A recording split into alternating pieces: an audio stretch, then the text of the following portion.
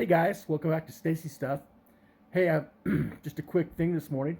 Today I'm starting a delicious meal for the missus for dinner tonight. We're having some chili with some Navajo fry bread. Uh, so we're going to. I've already got it started, but let's walk you through what I've done so far. So let's go into the kitchen. So far I've added yeast, 2 tablespoons of yeast, and a little bit of salt, kosher salt, and I've got a cup of flour, all-purpose flour, and a cup of warm water, and I'm blooming my yeast. And so you can see it's really bubbly in there. Most of that's bubbles from me just mixing it, but there you'll see in a few minutes, you'll be able to smell it as the yeast begins to multiply. I always like to check my yeast before I mix all my ingredients together. And you know, the more you let your yeast develop, the better flavor your bread is. Now, the rest of the ingredients I'm going to add is I'm going to add a little bit of baking powder to give those little fine bubbles in it when you fry the fry bread. And then over here, a hint is when you are making beans, bring your beans to a boil. Yeah, so that's what you want to see, is those kind of bubbles. Those foamy, nice bubbles that say, hey, the yeast is alive and well, and we're taking all that flour and converting it into, eating the sugars and converting it into gas. Yeah.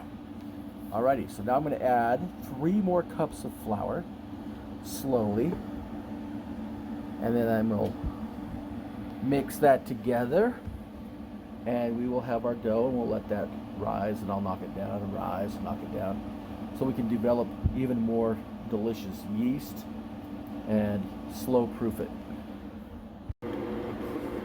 So I add the flour a cup at a time, and I'm just making sure that it's all incorporated by using a rubber spatula and scraping down the sides of my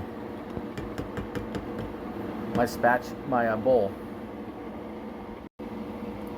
One of the things you want to be careful of when you're adding your flour, the amount of flour you use, it should be done by weight, but I don't like to break out my scale for just doing some fry bread, so I go more by the way it feels. And you can pretty much, because your flour is going to absorb the ambient moisture. If it's a humid day, it's going to weigh more. If it's been dry, it's going to weigh less. And so you kind of have to get used to kind of knowing what the texture of your dough should be, in some cases, better than just going straight measurements and weight. I know a lot of bakers will swear by that, but I kind of had good luck with kind of figuring it out and playing it by ear. So when the dough gets to this state right here, that's when I add my sugar. You don't want to, my salt.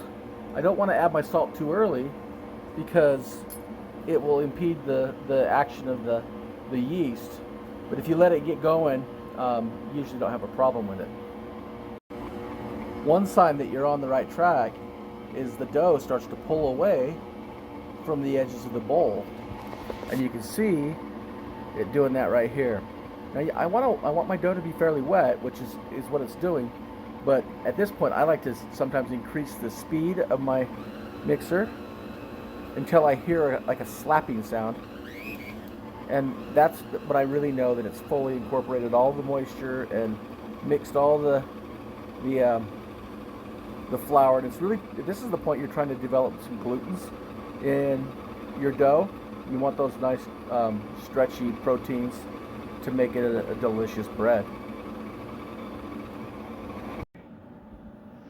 So here's my dough, and it has risen quite a bit. It's doubled in size. I'm going to turn it out onto this piece of granite and give it a good kneading, and then put it back in a bowl to rise some more. So we gave the dough a nice kneading, and it is ready to go back and proof some more. It's proofing pretty fast, so I'm going to put it in the refrigerator to cool down so it doesn't proof so fast. How you peel a avocado. Run your knife around, turn it sideways, and then you just take your knife, don't go through the skin, and away you go. Then you scoop it out with a spoon. Easy peasy diced avocado.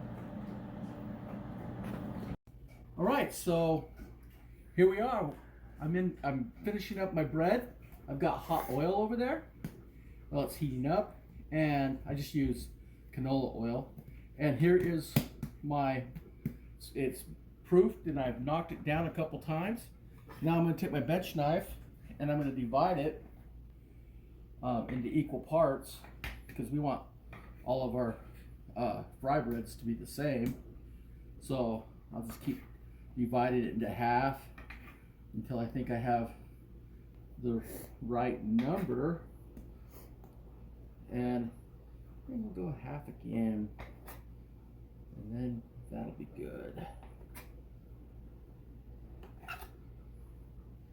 Okay, you kind of want your dough to be a little relaxed. This is right out of the refrigerator, and I'm taking it and I'm just stretching my dough out fairly thin. And once you get it thin enough, you want to be able to kind of see the gluten's pulling apart in there, because what's going to happen is it's going to puff up pretty quickly when it hits that hot oil. So I'm going to take it and pinch it out. Those might be a little bit. No, I think they're just right.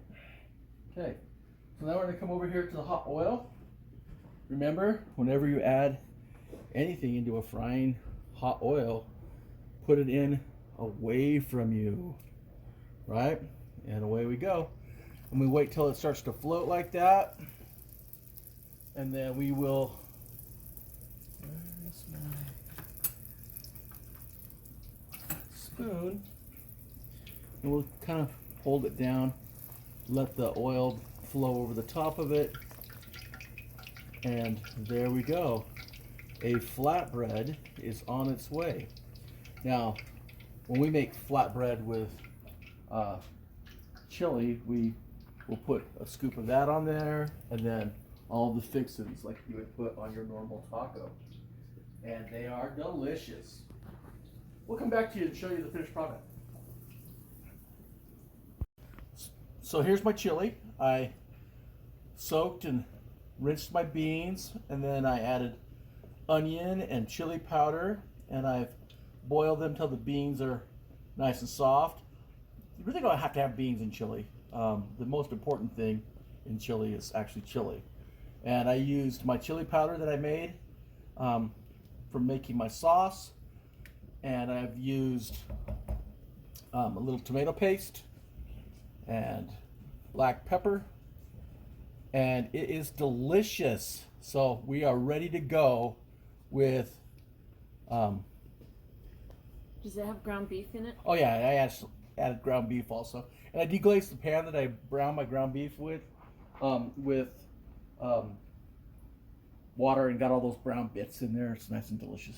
So all the beefy stuff is going to be in the chili. All right, we'll come back to you in a bit. Hey dear, Hi. what do you like on your fry bread? Everything. Let's see what you got. Tell me what you got on there.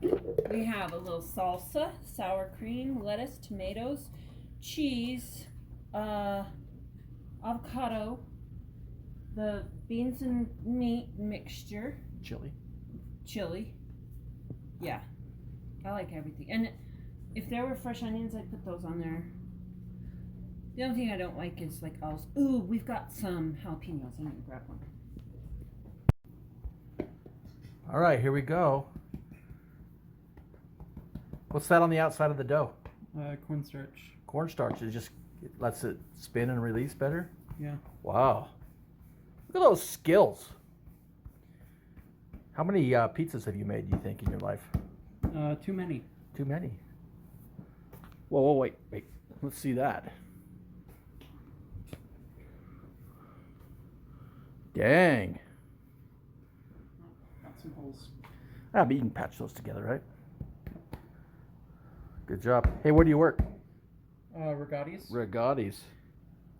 Awesome. That's gonna make a nice looking fry bread. Thanks, Colbs. Hey there. How was your fry bread with chili? It was messy, but it was very, very delicious. It's gone. Well, not all the way, but What the heck? it's good. Alrighty. Colby. How was your fry bread with chili? I guess that speaks volumes. Ooh, chili. Fry bread. Queso. That's Monterey Jack and cheddar.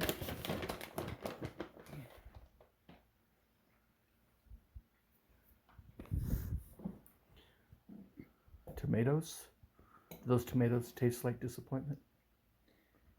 Well, they taste better than the other ones because I went in there. I got the expensive ones because the regular ones were green. Avocado.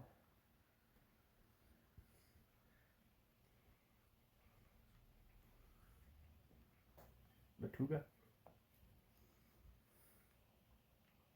Jalapenos. Not this time. I had like 5 jalapenos on there. Sour cream.